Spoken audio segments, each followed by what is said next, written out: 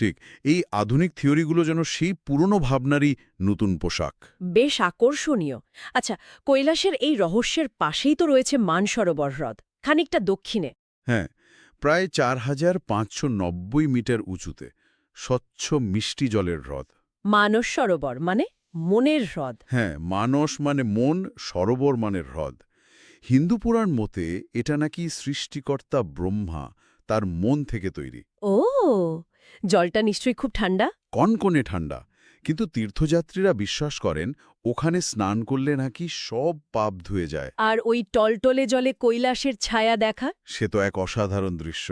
অনেকে বলেন একবার ডুব দিলে নাকি সারা জীবনের তপস্যার সমান পুণ্য হয়। ভাবা যায়। ঠিক।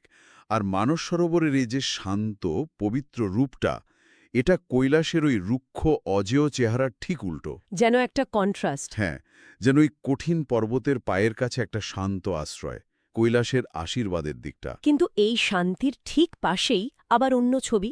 রাক্ষস তাল, হ্যাঁ, নামেই কেমন একটা। রাক্ষস হ্রদ বা দানব হ্রদ। পৌরাণিক কাহিনীতে বলে লঙ্কার রাজা রাবণ নাকি এখানেই শিবের বর পাওয়ার জন্য কঠোর তপস্যা করেছিলেন। এক পায়ে দাঁড়িয়ে, তাই না? হ্যাঁ, তেমনই শোনা যায়। আর এর বৈশিষ্ট্যগুলো মানস সরোবর থেকে একদম আলাদা। কি রকম? এর জলটা নোনা, মানে লবণাক্ত, আর প্রায় প্রাণহীন। জলজ প্রাণী প্রায় নেই। পানের অযোগ্য বলছেন? একেবারেই।